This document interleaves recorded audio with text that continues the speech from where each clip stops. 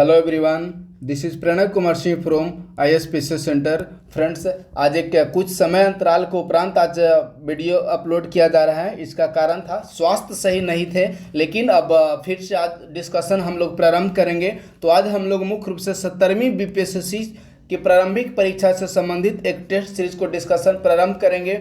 यह जो test series है यह फुल लेंथ टेस्ट सीरीज है, अर्थात इसके अंतर्गत सभी विषयों के प्रश्न को शामिल किया गया है। तो आइए आज का डिस्कशन हम लोग प्रारंभ करते हैं। आज का पहला प्रश्न है इकोनॉमी सब्जेक्ट से संबंधित है, जिसके अंतर्गत मुख्य रूप से करेंट अफेयर से संबंधित प्रश्नों को शामिल किया गया है। तो पहला प्रश्न कह रहा है मुद्रा बाजार के संबंध में निम्नलिखित में से कौन सा कथन सही नहीं है। ध्यान दीजिएगा, प्रश्न कह रहा है कि कौन सा कथन सही नहीं अर्थात कौन सा कथन गलत है। पहला नंबर ऑप्शन है वित्तीय परिसंपत्तियों जिनमें मुद्रा में त्वरित रूपांतरित होने का गुण होता है का व्यापार मुद्रा बाजार में नहीं किया जा सकता। देखिए, तो पहला नंबर ही स्टेटमेंट है वह गलत हो गया, क्योंकि वित्तीय परिसंपत्तियों का व्यापार भी मुद्रा बाजार के अंतर्गत किया जाता है, अर्थात इस प्रश्न का आंसर हो जाएगा ऑप्शन नंबर ए। दूसरा नंबर प्रश्न है निम्नलिखित में से किस समिति ने पहली बार भारत में एक संगठित मुद्रा बाजार की आवश्यकता को रेखांकित किया था।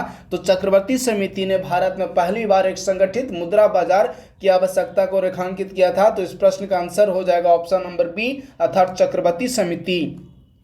नेक्स्ट प्रश्न करेंट अफेयर से संबंधित है। आयुष क्षेत्रीय समीक्षा बैठक हाल ही में भारत के किस राज्य में आयोजित की गई। तो इसका समीक्षा बैठक बिहार राज्य में आयोजित किया गया। तो इस प्रश्न का आंसर हो जाएगा ऑप्शन नंबर ए, अर्थात बिहार। नेक्स्ट प्रश्न है एक्सचेंज ट्रेडेड फंड्स निम्न में से क्या है, या एक्सचेंज ट्रेडेड फंड्स को निम्न में से किस रूप में जानते हैं। तो देखिए, यदि एक्सचेंज ट्रेडेड फंड्स या ETF की बात करें तो यह मुख्य रूप से ओपन एडेड और क्लोज एडेड योजनाओं का मिश्रण होता है। तो इस प्रश्न का आंसर हो जाएगा ऑप्शन नंबर सी, अर्थात एक्सचेंज ट्रेडेड फंड जो है वह ओपन एडेड और क्लोज एडेड योजनाओं का मिश्रण होता है।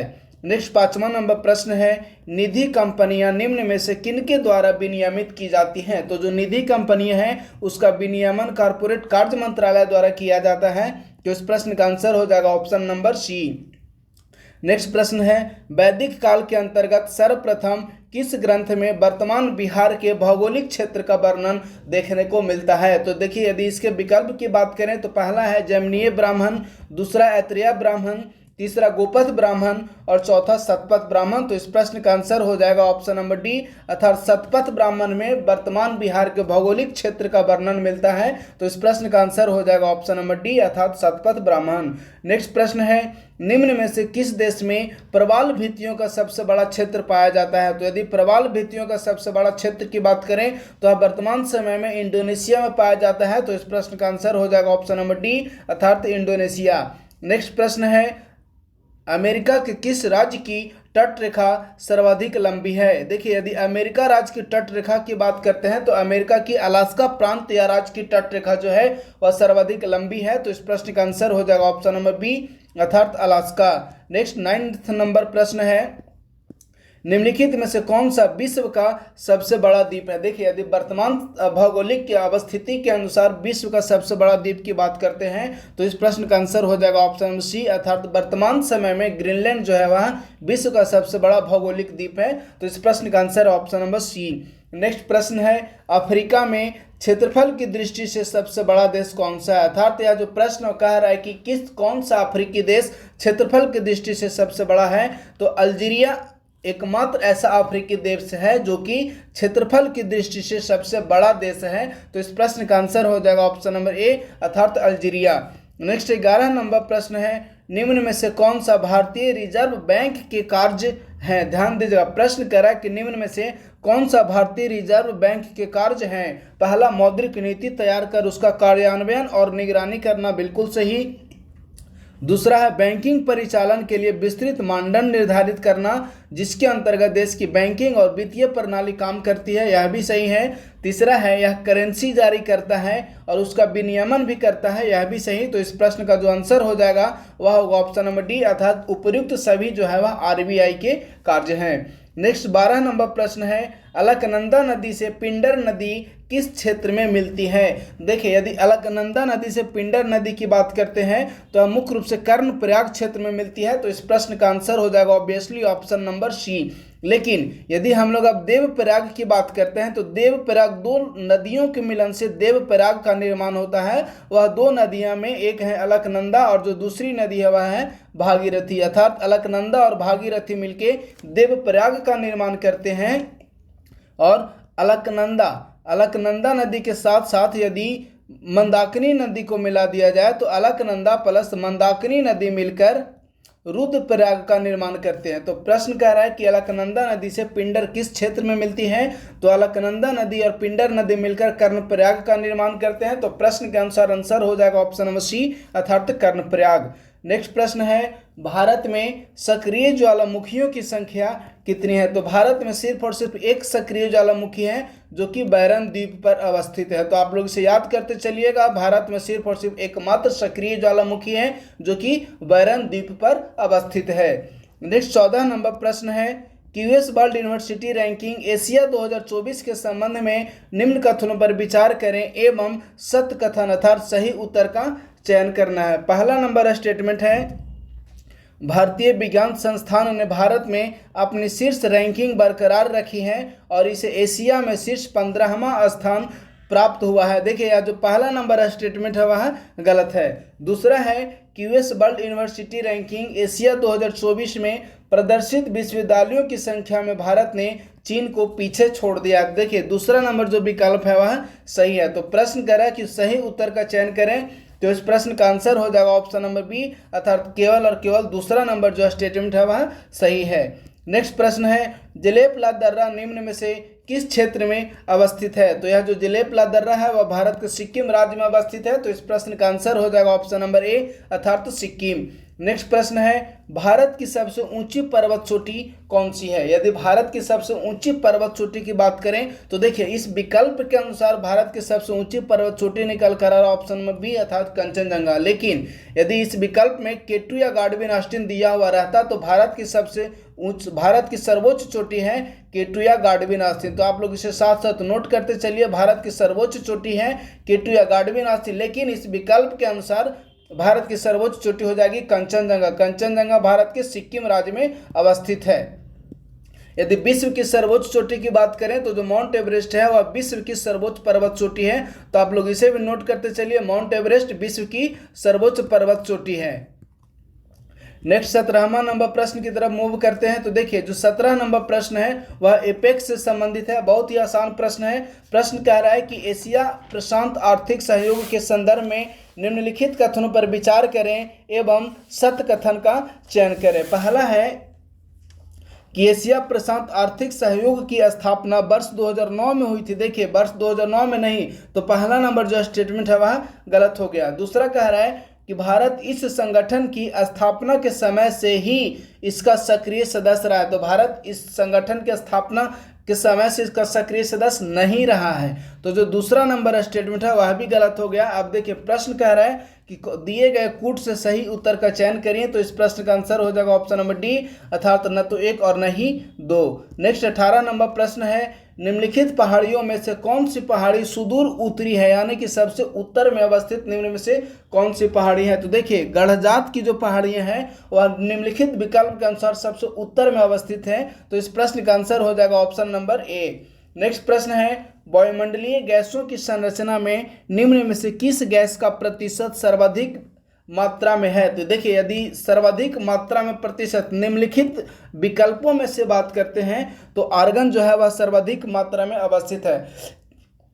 नेक्स्ट प्रश्न है, बड़े जेट विमानों के लिए आदर्श उड़ान की स्थिति किसके द्वारा प्रदान की जाती है? तो देखिए, जो बड़े जेट विमान हैं उनकी जो आदर्श उड़ान की स्थिति है वह समताप मंडल में ही देखने को मिलती है।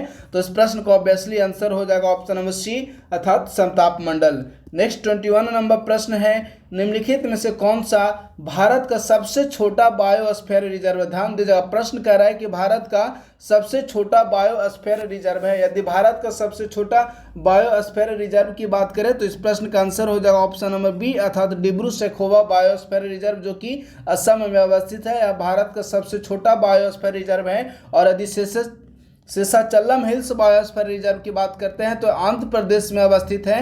इसके अतिरिक्त जो मन्नार की खाड़ी है वह तमिलनाडु राज्य में अवस्थित है। इसके अतिरिक्त यदि ग्रेट निकोबार की बात करते हैं तो अंडमान निकोबार द्वीप पर अवस्थित है। तो प्रश्न कह रहा है कि सबसे छोटा बायोस्फीयर रिजर्व कौन सा है, तो सबसे छोटा बायोस्फीयर जो रिजर्व है वह है डिब्रू सैखोवा बायोस्फीयर रिजर्व, जो कि असम राज्य में अवस्थित है। नेक्स्ट प्रश्न है, उत्तर बिहार में आर्यों के विस्तार के संबंध में जानकारी निम्न में से किस ग्रंथ से मिलती है। यदि आर्यों के विस्तार की जानकारी की बात करें तो इस प्रश्न का जो आंसर हो जाएगा वह होगा ऑप्शन नंबर सी, अर्थात शतपथ ब्राह्मण में हमें उत्तर बिहार में आर्यों के विस्तार के संबंध में जानकारी मिलती है। तो इस प्रश्न का आंसर हो जाएगा ऑप्शन नंबर सी।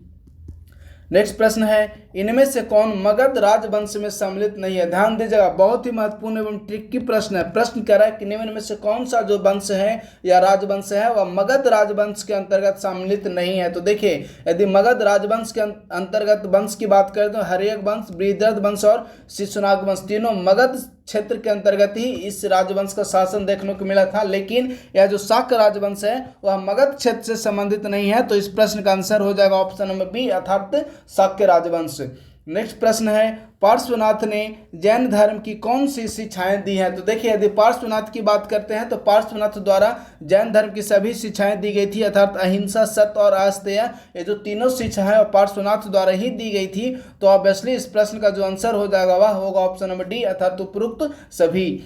नेक्स्ट प्रश्न है, स्वर्ण सिक्के जारी करने वाला पहला गुप्त राजा कौन था। स्वर्ण सिक्के जारी करने वाला जो पहला गुप्त शासक था वह चंद्रगुप्त प्रथम था। तो इस प्रश्न का आंसर हो जाएगा ऑप्शन नंबर सी, अर्थात चंद्रगुप्त प्रथम। नेक्स्ट 26 नंबर प्रश्न है, निम्नलिखित स्थानों पर विचार करें एवं प्रश्न कह रहा है कि निम्नलिखित स्थानों पर विचार करें तथा इन स्थानों को उत्तर से दक्षिण की ओर व्यवस्थित करते हुए सही क्रम चुनिए। तो यदि उत्तर से दक्षिण की तरफ बात करते हैं तो देखिए, सबसे पहले हो जाएगा बंजर द्वीप, अर्थात सबसे पहले हो जाएगा ऑप्शन नंबर 5। इसके बाद दूसरा होगा छोटा अंडमान द्वीप, अर्थात ऑप्शन नंबर 4। तीसरा हो जाएगा कार निकोबार द्वीप 3। इसके बाद इंदिरा पॉइंट 2। उसके बाद हो जाएगा गैलाथिया खाड़ी, अर्थात 1। तो इस प्रश्न के आधार इसके आधार पर अब हम लोग यदि विकल्प को सिलेक्ट करते हैं तो देखिए, यस, ऑप्शन नंबर डी, अर्थात 5 4 3 1 2। तो इस प्रश्न का आंसर हो जाएगा ऑप्शन नंबर डी, अर्थात 5 4 3 1 2।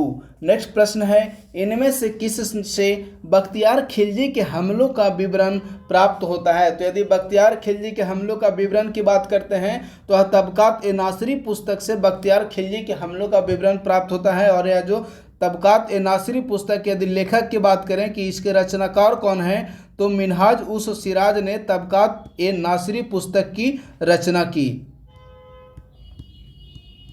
चलिए, नेक्स्ट प्रश्न है, निम्नलिखित में से कौन सा त्रिपक्षीय संघर्ष का प्रमुख कारण था। यदि त्रिपक्षीय संघर्ष के प्रमुख कारण की बात करते हैं तो कन्नौज पर आधिपत्य को लेकर ही त्रिपक्षीय संघर्ष की स्थिति देखने को मिली थी। तो इस प्रश्न का आंसर ऑब्वियसली हो जाएगा ऑप्शन नंबर ए, अर्थात कन्नौज पर आधिपत्य। नेक्स्ट प्रश्न है, बिहार में द्वैध शासन की शुरुआत किसने की है। बहुत ही महत्वपूर्ण प्रश्न है। बिहार में द्वैध शासन की शुरुआत शाह आलम द्वितीय द्वारा करवाया गया था। तो इस प्रश्न का आंसर हो जाएगा ऑप्शन नंबर ए, अर्थात शाह आलम द्वितीय। नेक्स्ट प्रश्न है, किस आंदोलन को बिरसा आंदोलन की पृष्ठभूमि माना जा सकता है। देखिए, यदि बिरसा आंदोलन की बात करते हैं तो बिरसा आंदोलन भारत का एक प्रमुख आदिवासी आंदोलन रहा है। तो प्रश्न कह रहा है कि किस आंदोलन को बिरसा आंदोलन की पृष्ठभूमि कहा जा सकता है। तो सरदार आंदोलन को बिरसा आंदोलन की पृष्ठभूमि के रूप में जाना जाता है, क्योंकि इसी जो सरदार आंदोलन हुआ था उसने ही बिरसा आंदोलन की पृष्ठभूमि को तैयार किया था। तो इस प्रश्न का आंसर हो जाएगा ऑप्शन नंबर डी, अर्थात सरदार आंदोलन। नेक्स्ट 31 नंबर प्रश्न है, 10 आज्ञाओं के आधार पर इनमें से किसकी आचार संहिता तैयार की गई थी। तो देखिए, 10 आज्ञाओं का जो संबंध है वह बिरसा मुंडा से संबंधित है। तो इस प्रश्न का आंसर हो जाएगा ऑप्शन नंबर ए, अर्थात बिरसा मुंडा। नेक्स्ट 32 नंबर प्रश्न है, होम रूल आंदोलन के संदर्भ में निम्नलिखित कथन पर विचार करें एवं सत्य कथन का चयन करें। देखिए, बीपीएससी का जो अब नया ट्रेंड चल रहा है उसके अनुसार इसी आधार पर, अर्थात स्टेटमेंट वाइज ही अब बीपीएससी में प्रश्न पूछे जा रहे हैं। तो आप लोग इन सारे प्रश्नों को ध्यान से अच्छी तरह से सॉल्व किया करिएगा। प्रश्न कह रहा है कि होम रूल आंदोलन के संदर्भ में निम्नलिखित कथन पर विचार करें एवं सत्य कथन का चयन करें। पहला नंबर स्टेटमेंट है कि बाल गंगाधर तिलक ने अप्रैल 1916 में होम रूल लीग के गठन की घोषणा की, जिसके अध्यक्ष जोसेफ बैप्टिस्टा तथा सचिव एनसी केलकर को बनाया गया। बिल्कुल सही। दूसरा है कि एनी बेसेंट की होम रूल लीग का उद्देश्य ग्राम पंचायतों से लेकर जिला बोर्डों और नगर पालिका प्रांतीय विधानसभाओं तथा देश में संसद के रूप में स्वशासन की स्थापना करना था। यह भी सही है। प्रश्न करा कि कौन सा कथन सही है, तो इस प्रश्न का आंसर हो जाएगा ऑप्शन नंबर बी, अर्थात 1 और 2 दोनों जो स्टेटमेंट है वह सही है। नेक्स्ट 33 नंबर प्रश्न है, निम्नलिखित में से किस जगत को मेटाजोअन्स भी कहा जाता है। देखिए यह जो प्रश्न है वह साइंस से संबंधित है। प्रश्न कह रहा है कि किस जगत को मेटाजोअन्स के नाम से भी जाना जाता है, तो इस प्रश्न का जो आंसर हो जाएगा वह होगा ऑप्शन नंबर ए, अर्थात एनिमेलिया को मेटाजोअन्स के नाम से भी जाना जाता है। नेक्स्ट 34 नंबर प्रश्न है, मृतोपजीवी क्या है। देखिए यदि मृतोपजीवी की बात करते हैं तो यह मृत कार्बनिक पदार्थों पर जीने वाले पादप होते हैं, तो इस प्रश्न का आंसर हो जाएगा ऑप्शन नंबर सी, अर्थात जो मृतोपजीवी हैं वह मृत कार्बनिक पदार्थों पर जीने वाले एक पादप समूह होते हैं, तो प्रश्न का आंसर हो जाएगा ऑप्शन नंबर सी। 35 नंबर प्रश्न की तरफ मूव करते हैं। देखिए जो 35 नंबर प्रश्न है कि निम्नलिखित में से किस में सुदूर संवेदन उपग्रह प्रक्षेपित किए जाते हैं। यदि सुदूर संवेदन उपग्रह के प्रक्षेपण करने की बात करें तो जो सुदूर संवेदन उपग्रह हैं उसे लो अर्थ ऑर्बिट में प्रक्षेपित किए जाते हैं, अर्थात इस प्रश्न का आंसर हो जाएगा ऑप्शन नंबर ए, अर्थात निम्न पृथ्वी कक्षा या लो अर्थ ऑर्बिट। ये लियो का पूरा नाम है लो अर्थ ऑर्बिट।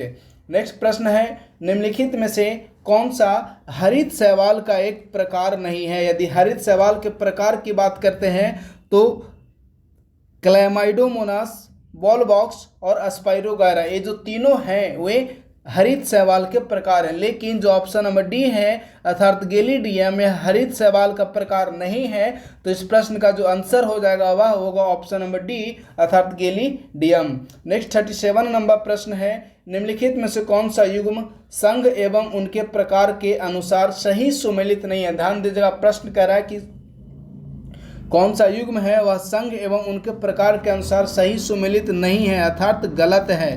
पहला की बात करते हैं पोरीफेरा जो कि यूस्पंजिया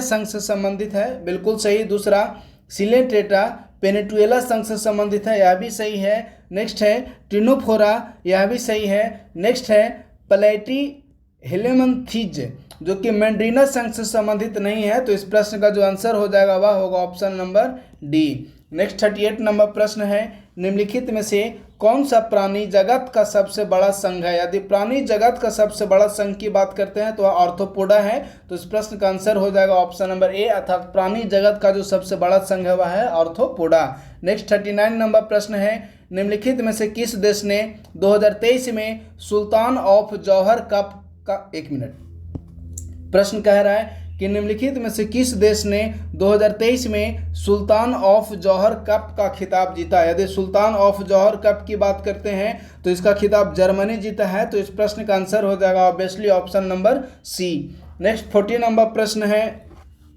यूकैरियोटिस कोशिकाओं के संबंध में निम्नलिखित में से कौन से जो कथन है वह सही नहीं है। देखिए पहला है कि इसमें केंद्रक अनुपस्थित होता है। देख तो पहला नंबर ही स्टेटमेंट है वह गलत हो गया, क्योंकि जो यूकैरियोटिक कोशिकाएं हैं इसमें केंद्रक उपस्थित होता है, तो जो पहला नंबर स्टेटमेंट है वह गलत हो गया। तो ऑब्वियसली इस प्रश्न का आंसर हो जाएगा ऑप्शन नंबर ए, क्योंकि पहला नंबर जो स्टेटमेंट है वह ही गलत हो गया। नेक्स्ट 41 नंबर प्रश्न है, माइटोकॉन्ड्रिया की खोज निम्न में से किनके द्वारा किया गया था। तो माइटोकॉन्ड्रिया की खोज ऑल्टमैन द्वारा की गई थी, तो इस प्रश्न का आंसर हो जाएगा option number A. Next 42 number प्रश्न है, निम्न में से किसे कोशिका का रसोई घर के रूप में जाना जाता है। यदि कोशिका का रसोई घर की बात करते हैं तो क्लोरोप्लास्ट को कोशिका का रसोई घर कहा जाता है, तो इस प्रश्न का आंसर हो जाएगा ऑप्शन नंबर सी।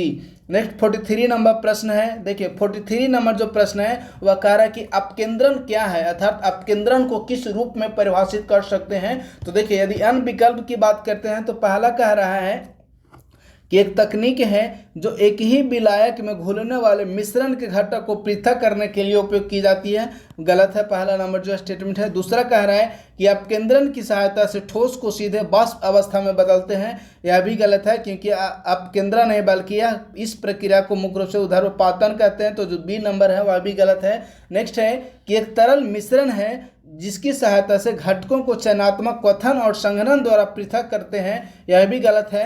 ऑप्शन नंबर डी है कि एक तकनीक है जिसकी उपयोग करके कणों को उनके आकार, आकृति, घनत्व आदि के अनुसार विलयन से अलग करने के लिए किया जाता है। तो देखिए यह जो डी नंबर ऑप्शन है वह बिल्कुल सही है। तो जो 43 है कि प्रश्न नंबर कि अपकेंद्रण क्या है, तो इस प्रश्न का जो आंसर हो जाएगा वह होगा option number D. Next 44 number प्रश्न की तरफ मूव करते हैं। तो देखिए जो 44 नंबर प्रश्न है वह कह रहा है कि परमाणु के न्यूट्रॉन की खोज किसने की। बहुत ही आसान प्रश्न है, न्यूट्रॉन की खोज किसने की, तो न्यूट्रॉन की खोज जेम्स चैडविक द्वारा किया गया। तो इस प्रश्न का आंसर हो जाएगा ऑप्शन नंबर ई। लेकिन यदि हम लोग गोल्डस्टीन की बात करते हैं तो गोल्डस्टीन द्वारा प्रोटॉन की खोज किया गया था, अर्थात प्रोटॉन की खोज किसने की, तो गोल्डस्टीन ने। और इलेक्ट्रॉन की खोज किसने की, तो इलेक्ट्रॉन की खोज जे थॉम्सन द्वारा इलेक्ट्रॉन की खोज की गई थी। इसी प्रकार यदि रदरफोर्ड की बात करते हैं तो परमाणु के नाभिक की खोज रदरफोर्ड द्वारा किया गया था। तो आप लोग इसे नोट करते चलिए, परमाणु के नाभिक की खोज Rutherford, proton Goldstein, electron J Thomson और न्यूट्रॉन की खोज किसने की, तो जेम्स चैडविक। प्रश्न कह रहा है कि परमाणु के न्यूट्रॉन की खोज किसने की,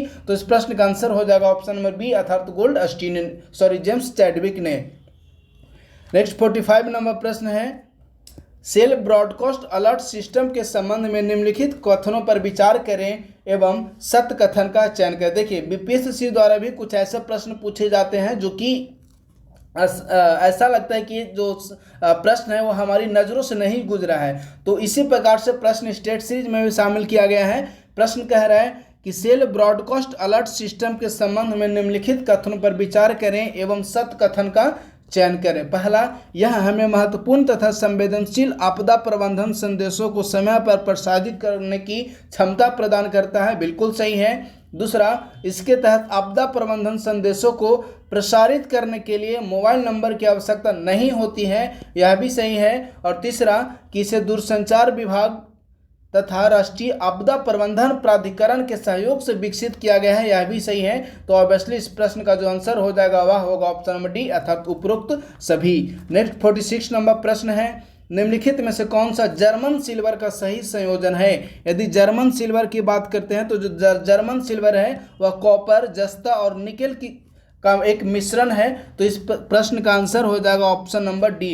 इस जर्मन सिल्वर में कॉपर 60%, जिंक 20% और निकेल भी 20% ही होता है। तो इस प्रश्न का आंसर हो जाएगा वह होगा ऑप्शन नंबर डी।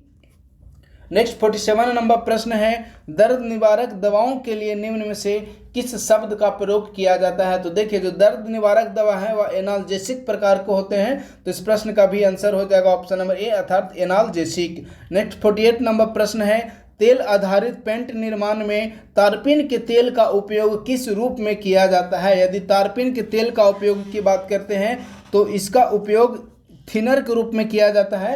तो इस प्रश्न का आंसर हो जाएगा option number D. Next 49 number प्रश्न है, ठोस विरंजक का सूत्र क्या है। बहुत ही आसान प्रश्न है। यदि ठोस विरंजक की बात करते हैं तो ठोस विरंजक का जो सूत्र हुआ है NaBO3। तो इस प्रश्न का आंसर हो जाएगा ऑप्शन नंबर सी, अर्थात NaBO3।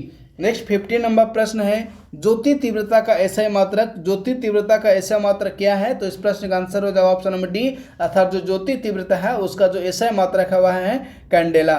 नेक्स्ट 51 नंबर प्रश्न है, श्रव्य तरंगों का परास कितना होता है। यदि श्रव्य तरंगों की बात करते हैं तो देखिए श्रव्य तरंग जो है वह 20 हर्ट्ज से 20,000 हर्ट्ज तक, यानी कि 20 हर्ट्ज से 20 के हर्ट्ज तक या 20,000 हर्ट्ज तक के जो ध्वनि होते हैं उन्हें आसानी से श्रव्य यानी कि सुना जा सकता है। तो इस प्रश्न का आंसर हो जाएगा ऑप्शन नंबर ए, अर्थात 20 हर्ट्ज से 20,000 हर्ट्ज तक।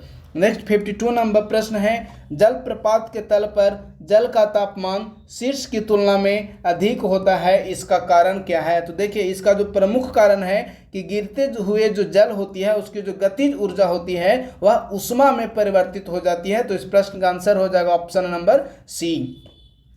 नेक्स्ट 53 नंबर प्रश्न की तरफ मूव करते हैं। तो देखिए जो 53 नंबर प्रश्न है वह सोनार से संबंधित है। प्रश्न बहुत ही आसान है, थोड़ा समझने का खेला है। प्रश्न है कि सोनार एक उपकरण है जो जल के नीचे की वस्तुओं की दूरी, दिशा और गति को मापता है। यह उपकरण निम्न में से किस तरंग का उपयोग करती है? तो सोनार में मुख्य रूप से अल्ट्रासोनिक तरंगों का उपयोग किया जाता है। तो इस प्रश्न का जो आंसर हो जाएगा वह होगा option number B. Next 54 number प्रश्न है जो कि आर्टिफिशियल इंटेलिजेंस से संबंधित है। प्रश्न कह रहा है कृत्रिम बुद्धिमत्ता पर OECD सिद्धांतों के संदर्भ में निम्नलिखित कथनों पर विचार करें एवं सत्य कथन का चयन करें। प्रश्न कह रहा है और पहला नंबर ऑप्शन है कि मई 2019 में इसे अपनाया गया और OECD AI सिद्धांत नवीन एवं भरोसेमंद कृत्रिम बुद्धिमत्ता के विकास का समर्थन करता है। बिल्कुल सही है। दूसरा, OECD AI सिद्धांत सरकार द्वारा हस्ताक्षरित अपनी तरह का एक पहला सिद्धांत है, यह भी सही है। तो इस प्रश्न का जो आंसर हो जाएगा वह होगा ऑप्शन नंबर डी, अर्थात 1 और 2 दोनों जो विकल्प है वह सही है। नेक्स्ट 55 नंबर प्रश्न है निम्नलिखित में से किन तरंगों को संचरण के लिए माध्यम की आवश्यकता होती है? प्रश्न करा कि किन तरंगों को संचरण यानी कि गति के लिए एक माध्यम की आवश्यकता होती है? तो इस प्रश्न का आंसर हो जाएगा अनुदैर्ध्य तरंग, इन्हें संचरण के लिए एक माध्यम की आवश्यकता होती है। नेक्स्ट प्रश्न है हाल ही में टाइम पत्रिका ने किसे पर्सन ऑफ द ईयर 2023 के रूप में नामित किया है? तो हाल ही में टाइम पत्रिका ने पर्सन ऑफ द ईयर 2023 के रूप में टेलर स्विफ्ट को नामित किया है। तो इस प्रश्न का आंसर हो जाएगा option number D. Next 57 number प्रश्न जो कि UAPA से संबंधित है, हाल ही में बहुत ही समाचारों में रहा है। प्रश्न कह रहा है कि गैर कानूनी गतिविधियां रोकथाम अधिनियम UAPA के संदर्भ में निम्नलिखित कथनों पर विचार करें एवं सत्य कथन का चयन करें। पहला है कि UAPA आपराधिक कानून के लिए एक वैकल्पिक संरचना पेश करता है जिसमें कि आपराधिक कानून के सामान्य सिद्धांतों को उलट दिया जाता है। तो पहला नंबर जो स्टेटमेंट है बिल्कुल सही। दूसरा कह रहा है कि UAPA के तहत जमानत से इनकार करने के मानदंड के लिए न्यायालय को आश्वस्त करना होगा कि आरोपी के खिलाफ प्रथम दृष्टया जो साक्ष्य प्रस्तुत किए गए हैं। तो दूसरा नंबर भी स्टेटमेंट सही है। तो इस प्रश्न का आंसर हो जाएगा ऑप्शन नंबर सी, अर्थात 1 और 2 दोनों जो स्टेटमेंट है वह सही है। यह जो UAPA से संबंधित प्रश्न है वह बहुत ही महत्वपूर्ण है, इससे संबंधित सारे प्रावधान को आप लोग नोट कर लीजिएगा। नेक्स्ट प्रश्न है 58 नंबर प्रश्न 2023 में 16वीं कृषि विज्ञान कांग्रेस का मेजबान कौन सा राज्य है? यानी कि प्रश्न कर रहा है कि 16वीं कृषि विज्ञान कांग्रेस का आयोजन भारत के किस राज्य में किया गया? तो इसका आयोजन केरल में किया गया। तो प्रश्न का आंसर हो जाएगा option number C. Next 59 number प्रश्न है भारत के किस राज्य में उच्चतम लिंगानुपात है? यदि उच्चतम लिंगानुपात की बात करते हैं तो वर्तमान समय में वह भारत के केरल राज्य में उच्चतम लिंगानुपात है। तो इस प्रश्न का आंसर हो जाएगा option number D. Next 60 number प्रश्न है निम्नलिखित राज्यों में से किस में उच्चतम साक्षरता पाई जाती है? यदि 2011 का सेंसस की बात करते हैं तो इन राज्यों में निम्नलिखित में से जो राज्य हैं उनमें उच्चतम साक्षरता लक्षद्वीप केंद्र शासित प्रदेश में पाई जाती है। तो इस प्रश्न का जो आंसर होगा वह होगा ऑप्शन नंबर सी, अर्थात लक्षद्वीप। नेक्स्ट 61 नंबर प्रश्न है जनगणना 2011 के आंकड़ों के अनुसार राष्ट्रीय जनगणना सर्वेक्षण किस क्रम का है? देखिए प्रश्न कह रहा है कि यह जो 2011 ईस्वी में जो जनगणना हुआ था वह किस क्रम का राष्ट्रीय जनगणना सर्वेक्षण है? तो यह जो 2011 ईस्वी में जो जनगणना हुई थी वो अपनी तरह का 15वीं जनगणना थी। तो प्रश्न का आंसर हो जाएगा ऑप्शन नंबर सी, अर्थात 15वीं। नेक्स्ट 62 नंबर प्रश्न है वर्तमान में भारत में कुल कितने टाइगर रिजर्व हैं? तो फिलहाल वर्तमान समय तक भारत में टोटल 55 टाइगर रिजर्व हैं। तो इस प्रश्न का आंसर हो जाएगा ऑप्शन नंबर बी। नेक्स्ट प्रश्न है बिहार में बिजली की कुल उत्पादन क्षमता में कोयला आधारित ताप विद्युत की हिस्सेदारी कितनी है? तो कोयला आधारित ताप विद्युत की हिस्सेदारी बिहार के बिजली उत्पादन में 82% है। तो इस प्रश्न का आंसर हो जाएगा ऑप्शन नंबर सी, अर्थात 82%। नेक्स्ट 64 नंबर प्रश्न है बिहार में वन एवं वृक्ष आवरण के अंतर्गत कुल कितने क्षेत्रफल बिहार के भौगोलिक क्षेत्रफल का लगभग कितना प्रतिशत है? तो देखिए बिहार में जो वन एवं वृक्ष आवरण है वह बिहार के कुल क्षेत्रफल का लगभग 10% है। तो इस प्रश्न का आंसर हो जाएगा option number D. Next 65 number प्रश्न है पटना की सीमा निम्न में से किस जिले के साथ नहीं लगती है? यदि पटना की सीमा की बात करते हैं तो शेखपुरा जिले के साथ नहीं लगती है। तो इस प्रश्न का आंसर हो जाएगा option number D. Next 66 number प्रश्न है सोमेश्वर श्रेणी बिहार के किस जिले में अवस्थित है? तो बहुत ही आसान प्रश्न है। जो सोमेश्वर श्रेणी है वह पश्चिम चंपारण जिले में अवस्थित है। तो इस प्रश्न का आंसर हो जाएगा ऑप्शन नंबर ए अर्थात पश्चिम चंपारण। नेक्स्ट 67 नंबर प्रश्न है, इनमें से कौन सा स्वर्ण मंदिर अमृतसर के बाद सिखों का दूसरा सबसे महत्वपूर्ण स्थान है? तो देखिए, यदि अमृतसर के बाद दूसरा सबसे महत्वपूर्ण सिखों का स्थान की बात करते हैं तो वह है पटना। तो इस प्रश्न का आंसर हो जाएगा option number A. Next 68 number प्रश्न है, निम्नलिखित युग्म में से कौन सा जो युग्म है वह सही सुमेलित नहीं है? ध्यान दीजिएगा, प्रश्न कह रहा है कि सही सुमेलित नहीं है। एक तरफ विश्वविद्यालय दिया हुआ है, दूसरी तरफ उसके संस्थापक दिया हुआ है। तो देखिए, यदि उदंतपुर विश्वविद्यालय की बात करते हैं तो गोपाल द्वारा इसकी स्थापना की गई थी, बिल्कुल सही। दूसरा विक्रमशिला विश्वविद्यालय, इसकी स्थापना धर्मपाल द्वारा की गई थी। नेक्स्ट है मुंगेर ताम्रपत्र शिलालेख, यह देवपाल से संबंधित है। नेक्स्ट है अद्भुत सागर या कुमारगुप्त। देखिए, यह जो ऑप्शन नंबर डी है वह गलत है, क्योंकि जो अद्भुत सागर है वह कुमारगुप्त से संबंधित नहीं है। तो इस प्रश्न का आंसर हो जाएगा option number D. Next 69 number प्रश्न है जो कि बहुत ही महत्वपूर्ण है, पीएम सूर्य घर योजना से यह हाल ही में केंद्र सरकार द्वारा इस स्कीम को प्रारंभ किया गया है। प्रश्न कह रहा है कि पीएम सूर्य घर योजना निम्नलिखित में से किस वर्ष शुरू की गई है? देखिए, यह जो पीएम सूर्य घर योजना है उसे 2024 ईस्वी में ही प्रारंभ किया गया है। तो इस प्रश्न का आंसर हो जाएगा option number A. Next 70 number प्रश्न है, भूमि अतिक्रमण को भारतीय दंड संहिता कि निम्नलिखित में से किस धारा के तहत परिभाषित किया गया है? यदि भूमि अतिक्रमण की बात करते हैं तो भारतीय दंड संहिता के सेक्शन 441 यानी कि धारा 441 के अंतर्गत भूमि अतिक्रमण को एक अपराध घोषित किया गया है। तो इस प्रश्न का आंसर हो जाएगा option number C. Next 71 number प्रश्न है, मौर्यों की गुप्तचर प्रणाली के बारे में क्या सही है? यदि मौर्यों, देखिए प्रश्न कह रहा है कि मौर्यों की गुप्तचर प्रणाली किनके अधीन या मौर्यों की गुप्तचर प्रणाली का प्रमुख कौन होता था? तो जो मौर्यों की गुप्तचर प्रणाली है वह महामत्त सर्प के अधीन रहता था। तो इस प्रश्न का आंसर हो जाएगा option number A. Next 72 number प्रश्न है, निम्नलिखित में से कौन सा हड़प्पा स्थल गुजरात राज्य में अवस्थित नहीं है? देखिए, यह बहुत ही महत्वपूर्ण प्रश्न है। प्रश्न कह रहा है कि कौन सा हड़प्पा स्थल गुजरात राज्य में अवस्थित नहीं है? तो ऑप्शन नंबर ए अर्थात सुतकागो जो हड़प्पा स्थल है वह गुजरात राज्य में अवस्थित नहीं है। इसके अलावा धौलावीरा लोथल और सूतकोटदा जो तीनों है वह गुजरात राज्य में अवस्थित हैं। तो इस प्रश्न का जो आंसर हो जाएगा वह होगा option number A. Next 73 number प्रश्न की तरफ अब मूव करते हैं।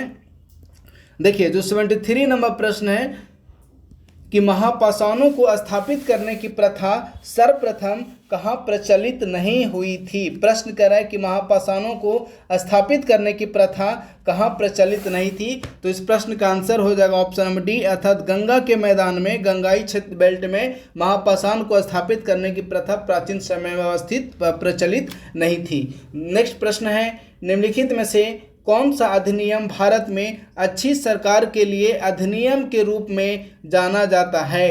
तो इस प्रश्न का आंसर हो जाएगा ऑप्शन नंबर डी अर्थात 1858 ईस्वी का भारत सरकार अधिनियम। नेक्स्ट 75 नंबर प्रश्न है, संविधान सभा की प्रांतीय संविधान समिति की अध्यक्षता किसके द्वारा की गई थी? तो देखिए, जो प्रांतीय संविधान समिति है इसकी अध्यक्षता सरदार वल्लभ भाई पटेल द्वारा की गई थी। तो इस प्रश्न का आंसर हो जाएगा ऑप्शन नंबर सी। नेक्स्ट प्रश्न है, शोषण के विरुद्ध अधिकार का उल्लेख निम्नलिखित में से किस अनुच्छेद के अंतर्गत किया गया है? तो शोषण के विरुद्ध अधिकार का उल्लेख आर्टिकल 24 में किया गया। प्रश्न कह रहा है कि शोषण के विरुद्ध अधिकार का उल्लेख किस अनुच्छेद में किया गया है? तो इसका जो अनुच्छेद संबंधित अनुच्छेद है वह आर्टिकल 24 है। तो इस प्रश्न का आंसर हो जाएगा option number C. Next 77 number प्रश्न है, निम्नलिखित में से किस शब्द का उल्लेख हमारे संविधान की प्रस्तावना में नहीं किया गया है? यदि हमारे संविधान की प्रस्तावना में इस प्रश्न के विकल्पों के आधार पर शब्दों की बात करते हैं तो बहुलवाद का उल्लेख हमारे संविधान की प्रस्तावना में नहीं किया गया है। तो इस प्रश्न का जो आंसर हो जाएगा वह होगा ऑप्शन नंबर बी अर्थात बहुलवाद। नेक्स्ट 78 नंबर प्रश्न है, गोल्डन थ्रेशोल्ड नामक कविता संग्रह की रचयिता निम्न में से किनके द्वारा की गई है?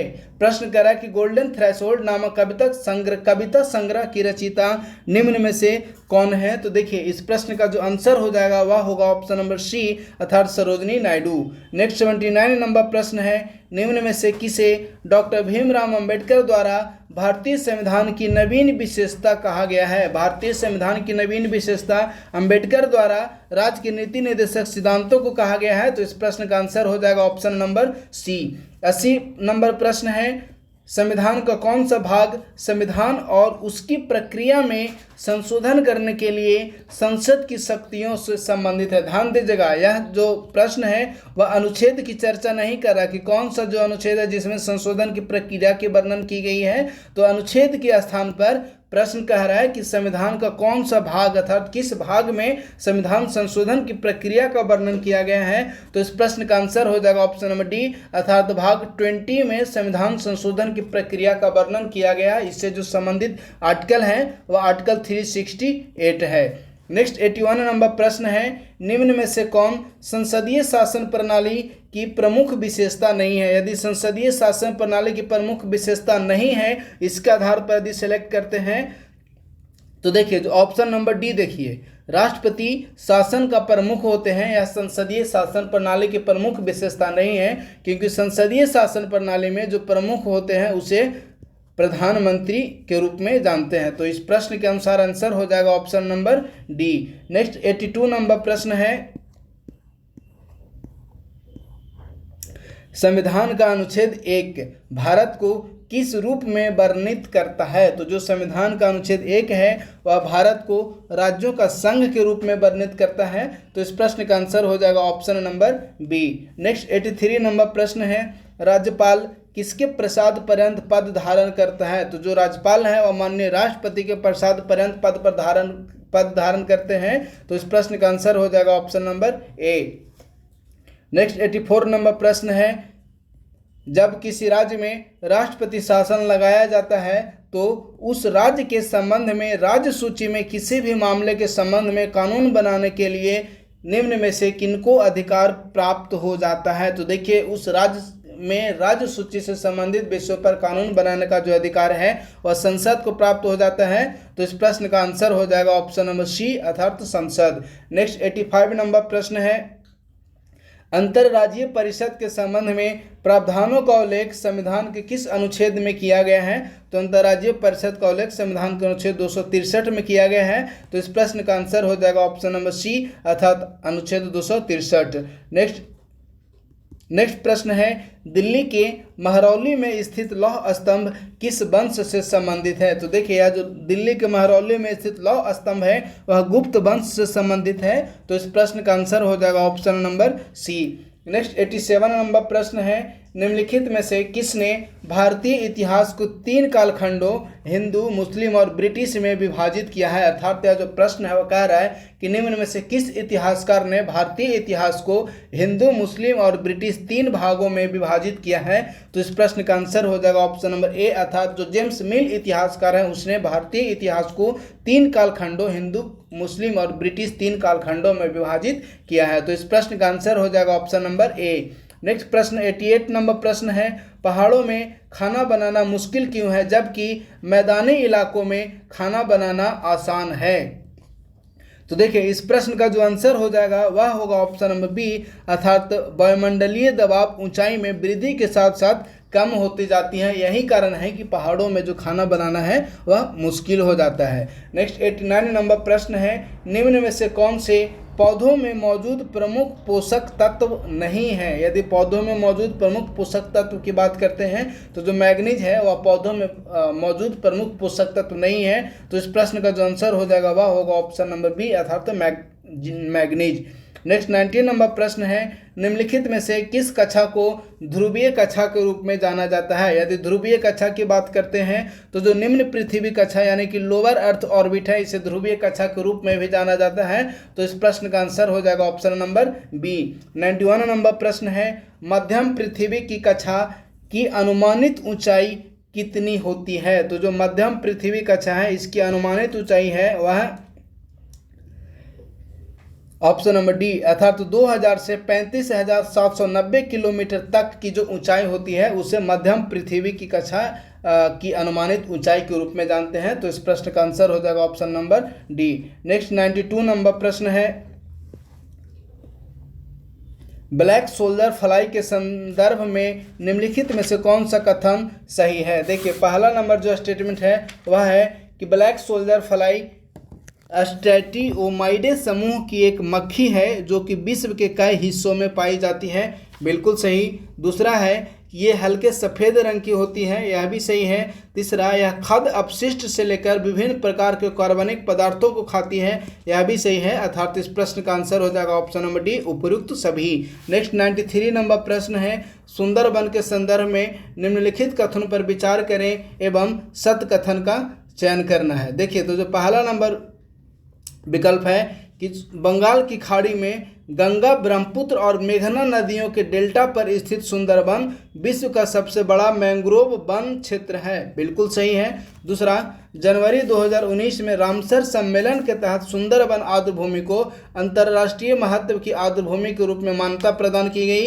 यह भी सही है। और तीसरा है कि सुंदरबन को वर्ष 1987 और 1997 में यूनेस्को विश्व धरोहर स्थल के रूप में नामित किया गया, यह भी सही है। अर्थात इस प्रश्न का आंसर हो जाएगा ऑप्शन नंबर डी, अर्थात उपरोक्त तीनों जो स्टेटमेंट है वह सुंदरबन से संबंधित जो तीनों स्टेटमेंट है वह सही है। 94 नंबर प्रश्न है, हाल ही में किस मंत्रालय ने the Indian economy a review नामक शीर्षक से एक रिपोर्ट जारी की है। तो देखिए, the Indian economy a review नामक शीर्षक से एक रिपोर्ट हाल ही में वित्त मंत्रालय द्वारा जारी की गई है। तो इस प्रश्न का आंसर हो जाएगा option number C. Next 95 number प्रश्न है, निम्नलिखित में कौन सी एक ठोस धातु नहीं है। ध्यान दीजिएगा, प्रश्न कह रहा है कि निम्न में से कौन सी एक ठोस धातु नहीं है। तो देखिए, यह जो प्रश्न है कि निम्नलिखित में से कौन सी एक ठोस धातु नहीं है, बहुत ही आसान प्रश्न है कि कौन सी ठोस धातु नहीं है। तो यदि इस प्रश्न के आंसर की बात करते हैं तो जो पारा है वह ठोस धातु नहीं है। तो इस प्रश्न का आंसर हो जाएगा option number C. Next 96 number प्रश्न है, वाष्प के सीधे ठोस में बदलने की प्रक्रिया को किस नाम से जाना जाता है। तो देखिए, इस प्रक्रिया को तंतु तुषार के नाम से जाना जाता है, अर्थात option number B. Next 97 number प्रश्न है, इथेनॉल का क्वथनांक कितना होता है। यदि इथेनॉल की क्वथनांक की बात करते हैं तो इथेनॉल का क्वथनांक 78.3 डिग्री सेंटीग्रेड होता है। तो इस प्रश्न का आंसर हो जाएगा option number D. Next 98 number प्रश्न है, एवोगाड्रो संख्या का मान कितना होता है। तो एवोगाड्रो संख्या का मान 6.023 मल्टीप्लाई बाय 10⁻23, अर्थात option number A. Next 99 number प्रश्न है, निम्न में से सबसे जहरीली धातु कौन सी है। यदि सबसे जहरीली धातु की बात करते हैं तो जो प्लूटोनियम है वह सबसे जहरीली धातु है। तो इस प्रश्न का आंसर हो जाएगा ऑप्शन नंबर ए, अर्थात प्लूटोनियम। नेक्स्ट 100 नंबर प्रश्न है, निम्न में से किस वर्ष में मुगल सम्राट ने कंपनी को बंगाल प्रांत के दीवान के रूप में नियुक्त किया था। तो देखिए, इस प्रश्न का आंसर हो जाएगा ऑप्शन नंबर सी, अर्थात 1765 ईस्वी। 101 नंबर प्रश्न की तरफ मूव करते हैं अब हम लोग। देखिए, तो जो 101 नंबर प्रश्न है कि मुंडा आंदोलन के दौरान दिक्कू शब्द निम्न में से किस क्षेत्र या किन के लिए दिक्कू शब्द का प्रयोग किया गया था। तो जो दिक्कू शब्द है मुख्य रूप से बाहरी लोगों के लिए मुंडा आंदोलन के दौरान दिक्कू शब्द का प्रयोग किया गया था। तो इस प्रश्न का आंसर हो जाएगा ऑप्शन नंबर ए, अर्थात बाहरी लोगों से संबंधित है। नेक्स्ट प्रश्न है, बैरकपुर में अपने अधिकारियों पर हमला करने के लिए मंगल पांडे को किस तारीख को फांसी दी गई थी। बहुत ही महत्वपूर्ण प्रश्न है। यह जो प्रश्न है वह 1857 के विद्रोह से संबंधित है। प्रश्न कह रहा है कि बैरकपुर में अपने अधिकारियों पर हमला करने के लिए मंगल पांडे को किस तारीख को फांसी दी गई थी। तो 8 अप्रैल 1857 ईस्वी को मंगल पांडे को फांसी दी गई थी। तो इस प्रश्न का आंसर हो जाएगा ऑप्शन नंबर बी, अर्थात 8 अप्रैल 1857। नेक्स्ट 103 नंबर प्रश्न है, हाल ही में किस न्यूरो टेक्नोलॉजी कंपनी ने मानव मस्तिष्क में पहली बार एक कंप्यूटर चिप लगाई है। तो इस प्रश्न का आंसर हो जाएगा ऑप्शन नंबर ए, अर्थात न्यूरालिंक कंपनी ने। यह बहुत ही महत्वपूर्ण प्रश्न जो कि करेंट अफेयर से संबंधित है, आप लोग इसे जरूर नोट कर लीजिए कि हाल ही में न्यूरालिंक कंपनी ने मानव मस्तिष्क में पहली बार एक कंप्यूटर चिप लगाई है।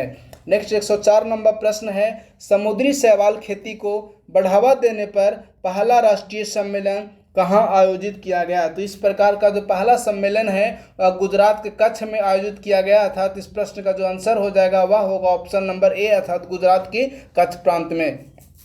नेक्स्ट 105 नंबर प्रश्न है, जैन धर्म के अनुसार कौन सा ज्ञान का प्रकार नहीं है। यदि देखिए जैन धर्म के अनुसार ज्ञान के प्रकार की बात करते हैं तो जो सप्तभंगिनय है वह जैन धर्म के अनुसार ज्ञान का प्रकार नहीं है। तो इस प्रश्न का जो आंसर हो जाएगा वह होगा ऑप्शन नंबर सी। देखिए 106 नंबर प्रश्न से मैथ है 106, 107, 108, 109, इसके अतिरिक्त 110, 11, 12, 13, 14 और 15। जो 115 नंबर प्रश्न है वो मैथ है। तो अब हम लोग 116 नंबर प्रश्न से डिस्कस करते हैं। यदि 116 नंबर प्रश्न की बात करें तो करंट अफेयर से संबंधित है। प्रश्न कह रहा है कि श्रेयस योजना के बारे में निम्नलिखित में से कौन सा जो कथन है वह सही है। पहला नंबर स्टेटमेंट है, यह योजना शिक्षा मंत्रालय से द्वारा क्रियान्वित की जाती है, बिल्कुल गलत। दूसरा, यह योजना ओबीसी और ईबीसी के लिए विदेशों में अध्ययन हेतु शैक्षणिक ऋण पर ब्याज अनुदान प्रदान करती है, बिल्कुल सही। तीसरा कह रहा है कि यह योजना उन्नत अध्ययन और अनुसंधान के लिए सालाना 1000 जूनियर रिसर्च फेलोशिप प्रदान करती है। तो जो तीसरा नंबर है वह भी सही है। तो इस प्रश्न के अनुसार आंसर हो जाएगा ऑप्शन नंबर डी, अर्थात 2 और 3 दोनों। नेक्स्ट 117 नंबर प्रश्न है, राष्ट्रीय चंबल अभयारण्य के संबंध में निम्नलिखित कथनों पर विचार करें एवं सत्य कथन का चयन करें। देखिए पहला नंबर स्टेटमेंट है, यह राजस्थान, मध्य प्रदेश और उत्तर प्रदेश की सीमा पर अवस्थित है, बिल्कुल सही। दूसरा, अभयारण्य के जीवों को मुख्य रूप से आक्रामक प्रजातियों, प्रदूषण और जलवायु परिवर्तन से खतरा है। तो जो दूसरा नंबर है बिल्कुल गलत है। तीसरा कह रहा है कि यह इंडियन स्कीमर का प्रजनन स्थल है, बिल्कुल सही। नेक्स्ट है, अभयारण्य वन जीव संरक्षण अधिनियम 1972 के तहत संरक्षित है, यह भी सही है। नेक्स्ट, किसे महत्वपूर्ण पक्षी और जैव विविधता क्षेत्र के रूप में सूचीबद्ध किया गया है और यह एक रामसर साइट भी है, गलत है। तो देखिए पहला, तीसरा और चौथा जो स्टेटमेंट है वह सही है, अर्थात इस प्रश्न का आंसर हो जाएगा ऑप्शन नंबर सी, अर्थात 1, 3 और 4। 118 नंबर प्रश्न है, निम्नलिखित जोड़ियों पर विचार करें। एक तरफ नृत्य दिया हुआ है, दूसरे तरफ उस नृत्य से संबंधित राज्य दिए हुए हैं और इनके आधार पर हमें आंसर को सिलेक्ट करना है।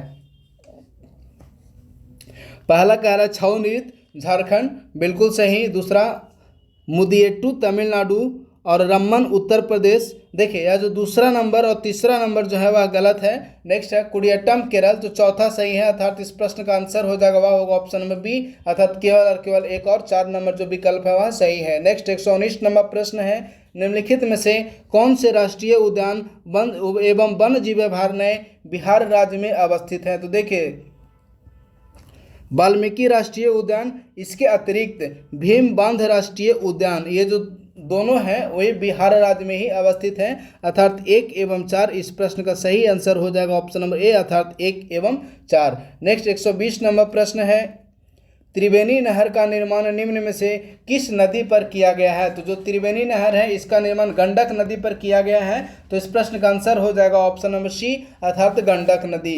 नेक्स्ट 121 नंबर प्रश्न की तरफ मूव करते हैं। तो जो 121 नंबर प्रश्न है कि बिहार की भौगोलिक संरचना चट्टानी प्रणालियों से बनी है, तो चट्टानी प्रणालियों का उनके विवरण से मिलान करिए और उसके आधार पर सही कथन का चयन करना है। देखिए यदि धारवाड़ चट्टान प्रणाली की बात करते हैं तो जो धारवाड़ चट्टान प्रणाली है तो जो धारवाड़ चट्टान प्रणाली है वह सबसे पुरानी आर्कियन रॉक सिस्टम है, तो ए का हो जाएगा ऑप्शन नंबर 3। नेक्स्ट है बी, यानी कि विंध्यन चट्टान प्रणाली। विंध्यन चट्टान प्रणाली में बलुआ पत्थर, चूना पत्थर, डोलोमाइट, क्वार्टजाइट ये सब चट्टानी शैल के मुख्य घटक हैं, तो बी का हो जाएगा ऑप्शन नंबर 4। अब देखते हैं ए का 3 और बी का 4, अर्थात ऑप्शन नंबर ए सिर्फ और सिर्फ एक ही विकल्प में मिल रहा है, ऑप्शन नंबर ए, तो ऑब्वियसली इस प्रश्न का आंसर हो जाएगा option number A. Next 122 number प्रश्न है, बिहार में बहने वाली पवित्र नदी फल्गु निम्न में से किन नदियों का संगम से बनती है। तो जो फल्गु नदी है वह मुहाना और लीलाजन नदी द्वारा मिलकर बनती है, तो इस प्रश्न का आंसर हो जाएगा option number A. Next 123 number प्रश्न है, बिहार के किस जिले में तिल्हाड़ कुंड जलप्रपात अवस्थित है? तो जो तिल्हाड़ कुंड जलप्रपात है वह कैमूर जिले में अवस्थित है। तो इस प्रश्न का आंसर हो जाएगा ऑप्शन नंबर सी अर्थात कैमूर। नेक्स्ट प्रश्न है, बिहार के निम्न प्रशासनिक विभागीय जोड़ों में से किस जोड़े से गंगा नदी नहीं बहती है? तो इस प्रश्न का जो आंसर होगा, देखिए, वह कोसी और मगध वाले बेल्ट से गंगा नदी नहीं बहती है। जैसे गया में गंगा नदी नहीं बहती है। तो ऑब्वियसली इस प्रश्न का जो आंसर हो जाएगा वह होगा option number D. Next 125 number प्रश्न है, बिहार के किस कृषि जलवायु क्षेत्र में सबसे अधिक जिले हैं? यदि बिहार के कृषि जलवायु क्षेत्र में सर्वाधिक जिले की बात करते हैं तो जो उत्तर पश्चिम कृषि जलवायु क्षेत्र है इसमें सर्वाधिक जिले अवस्थित हैं। तो ऑब्वियसली इस प्रश्न का आंसर हो जाएगा ऑप्शन नंबर बी अर्थात उत्तर पश्चिम जिले। नेक्स्ट 126 नंबर प्रश्न है, बिहार सरकार की ऑर्गेनिक कॉरिडोर अर्थात जैविक कॉरिडोर योजना के तहत निम्नलिखित में से किस नदी के किनारे या उसके नदी तट के पास जैविक कृषि को बढ़ावा दिया जाएगा? तो देखिए, गंगा नदी के तट पर गंगा नदी के तट के आसपास वाले बेल्ट में जैविक कॉरिडोर बनाए जाने का निर्णय बिहार सरकार द्वारा लिया गया है। तो इस प्रश्न का आंसर हो जाएगा ऑप्शन नंबर ए अर्थात गंगा नदी।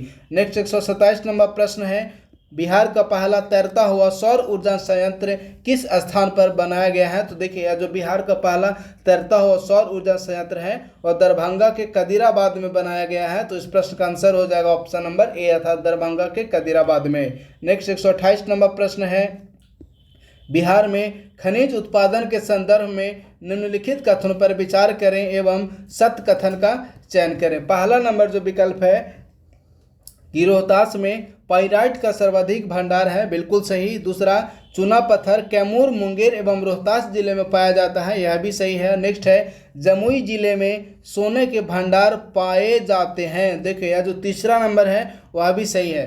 तो इस प्रश्न का जो आंसर हो जाएगा वह होगा ऑप्शन नंबर डी अर्थात उपरोक्त सभी। नेक्स्ट 129 नंबर प्रश्न है, खनिज और जिले के निम्न जोड़ों में से कौन सा जो युग्म है वह सही सुमेलित है? तो पहला कह रहा है लाइमस्टोन कैमूर, बिल्कुल सही। लाइमस्टोन जो है वह यानी कि चूना पत्थर जो है वह कैमूर जिला में पाया जाता है। तो जो पहला नंबर विकल्प है वह सही है अर्थात इस प्रश्न का आंसर हो जाएगा option number A. Next 130 number प्रश्न है, अडेप्टेशन गैप रिपोर्ट 2023 के संदर्भ में निम्नलिखित कथनों पर विचार करें एवं सत्य कथन का चयन करें। पहला कह रहा है कि अंतर्राष्ट्रीय प्रकृति संरक्षण संघ द्वारा अडेप्टेशन गैप रिपोर्ट 2023 जारी की गई है, बिल्कुल गलत है। दूसरा, हाल के वर्षों में अनुकूलन वित्त अंतर कम हुआ है, यह भी गलत है। प्रश्न कर रहा है कि कौन सा कथन सही है? तो इस प्रश्न का आंसर हो जाएगा ऑप्शन नंबर डी अर्थात न तो एक और न ही दो। नेक्स्ट 131 नंबर प्रश्न है, हिम परत के संबंध में निम्नलिखित कथनों पर विचार करें एवं सत्य कथन का चयन करें। पहला कह रहा है कि ग्रीनलैंड की हिम परत और अंटार्कटिका की हिम परत आज विश्व की दो प्रमुख हिम परतें हैं, बिल्कुल सही। दूसरा, कि साथ ही पृथ्वी पर विद्यमान अलवणीय जल का लगभग 2/3 हिस्सा यही मौजूद है, यह भी सही है। तो इस प्रश्न का जो आंसर हो जाएगा वह होगा ऑब्वियसली ऑप्शन नंबर ए अर्थात एक और दो दोनों। नेक्स्ट 132 नंबर प्रश्न है, भौतिकी में नोबेल पुरस्कार विजेताओं को किस प्रायोगिक तरीकों के लिए भौतिकी में नोबेल पुरस्कार 2023 से सम्मानित किया गया था? यह जो प्रश्न है वह कह रहा है कि किस कार्य के लिए भौतिकी में नोबेल पुरस्कार प्रदान किया गया। देखिए, तो जो भौतिकी में नोबेल पुरस्कार वर्ष 2023 में प्रदान किया गया है वह है कि प्रकाश के n2 प्लस का उपयोग करके पदार्थ में इलेक्ट्रॉन गतिशीलता का अध्ययन करने के लिए तकनीकी विकसित किया गया है। तो इस प्रश्न का आंसर हो जाएगा ऑप्शन नंबर ए।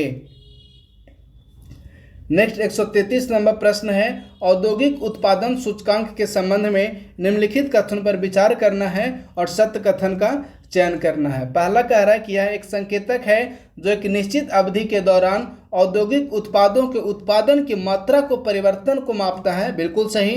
दूसरा, इसे केंद्रीय सांख्यिकी आयोग संगठन वित्त मंत्रालय द्वारा मासिक रूप से संकलित और प्रकाशित किया जाता है। देखिए, इसे मासिक रूप से प्रकाशित नहीं किया जाता, तो जो दूसरा नंबर है वह गलत हो गया। तीसरा कह रहा है कि IIP के लिए आधार वर्ष वर्तमान समय में 2011-12 है, बिल्कुल सही। तो इस प्रश्न का जो आंसर हो जाएगा वह होगा ऑप्शन नंबर सी अर्थात 1 और 3। नेक्स्ट 134 नंबर प्रश्न है केंद्रीय बजट 2023-24 के अनुसार भारत सरकार ने 7 प्राथमिकताएं तय किए हैं। इन 7 प्राथमिकताओं में निम्न में से कौन शामिल नहीं है? यदि केंद्रीय बजट 2023-24 के अनुसार 7 प्राथमिकताएं की बात करें तो इसके अंतर्गत रोजगार सृजन में वृद्धि की बात नहीं की गई है, तो ऑब्वियसली इस प्रश्न का आंसर हो जाएगा ऑप्शन नंबर डी, अर्थात रोजगार सृजन में वृद्धि। नेक्स्ट 135 नंबर प्रश्न है। एक तरफ रोग दिया हुआ है, दूसरे तरफ उस रोग से संबंधित वायरस का नाम दिया हुआ है और इसके आधार पर हमें बेमेल को सिलेक्ट करना है। ऑप्शन नंबर 1 में है जीका वायरस, इसके तरफ दिया हुआ मच्छर जनित फ्लेबिवा वायरस, बिल्कुल सही है। दूसरा कह रहा है निपाह वायरस प्राणीजन वायरस है, यह भी सही है। तीसरा कह रहा है हेपेटाइटिस या इलेक्ट्रोट्रोपिक वायरस है, यह भी सही है। तो ऑब्वियसली इस प्रश्न का जो आंसर होगा वह होगा ऑप्शन नंबर डी, अर्थात 1, 2 और 3। नेक्स्ट 136 नंबर प्रश्न है। महिला आरक्षण विधेयक 2023 निम्न में से कौन सा संविधान संशोधन विधेयक है? तो जो महिला आरक्षण विधेयक है वह 128वां संविधान संशोधन विधेयक था, लेकिन यह कानून बन गया। कानून बनने के उपरांत यह 106वां संविधान संशोधन के रूप में यह महिला आरक्षण विधेयक 106वां संविधान संशोधन के रूप में यह जाना जाता है। नेक्स्ट 137 नंबर प्रश्न है। स्वतंत्रता के बाद प्रथम बार गरीबी निर्धारण हेतु निम्न में से किसके आंकड़ों को आधार बनाया गया था? तो भारत में स्वतंत्रता उपरांत पहली बार जो गरीबी का निर्धारण किया गया था उसके लिए नीलकांत डांडेकर और बी.एम. रथ समिति की आंकड़ों को आधार बनाया गया था। तो इस प्रश्न का आंसर हो जाएगा option number B. Next 138 number प्रश्न है। संविधान के अनुच्छेद 311 के संदर्भ में निम्नलिखित कथन पर विचार करें एवं सत्य कथन का चयन करें।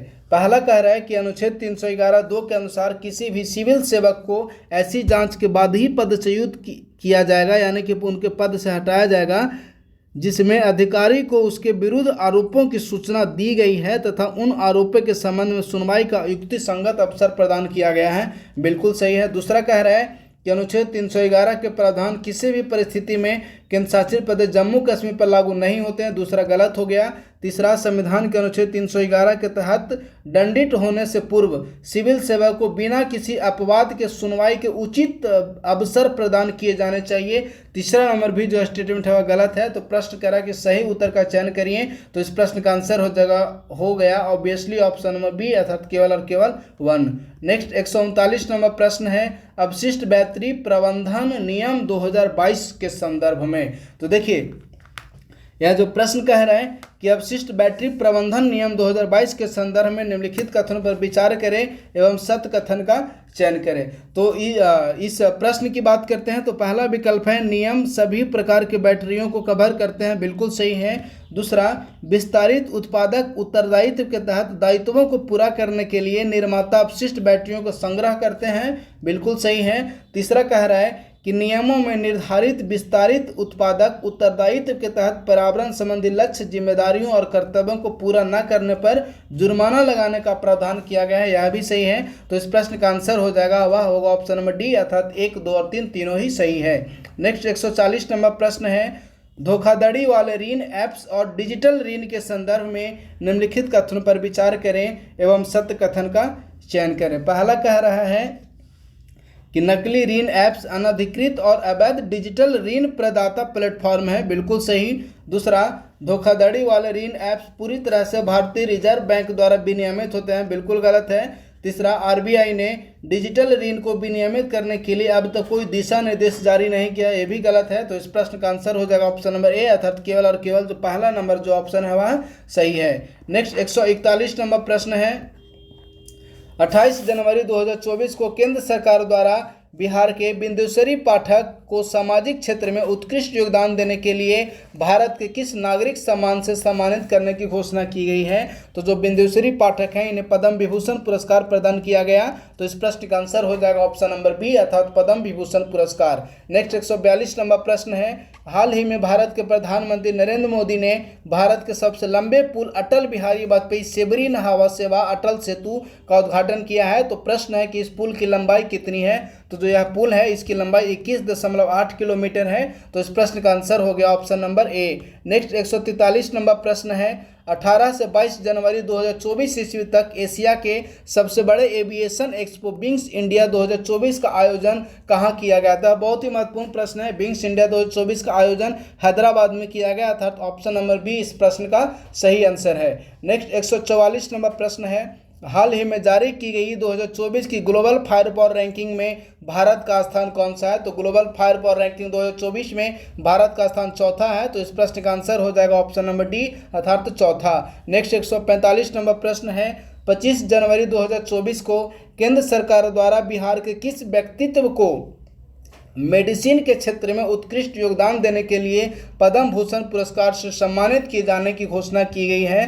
तो चंद्रेश्वर प्रसाद ठाकुर को भारत सरकार द्वारा मेडिसिन में यानी कि चिकित्सा के क्षेत्र में योगदान देने के लिए पद्म भूषण पुरस्कार से सम्मानित किया गया। तो इस प्रश्न का आंसर हो जाएगा ऑप्शन नंबर सी अर्थात चंद्रेश्वर प्रसाद ठाकुर। नेक्स्ट प्रश्न है, हाल ही में तमिलनाडु में आयोजित खेलो इंडिया यूथ गेम्स 2023 के 1500 मीटर दौड़ में बिहार के गोपालगंज जिले के किस खिलाड़ी ने स्वर्ण पदक जीता। तो इस प्रश्न का आंसर हो जाएगा ऑप्शन नंबर ए अर्थात बिहार के गोपालगंज के दुर्गा सिंह ने 1500 मीटर दौड़ में स्वर्ण पदक जीते।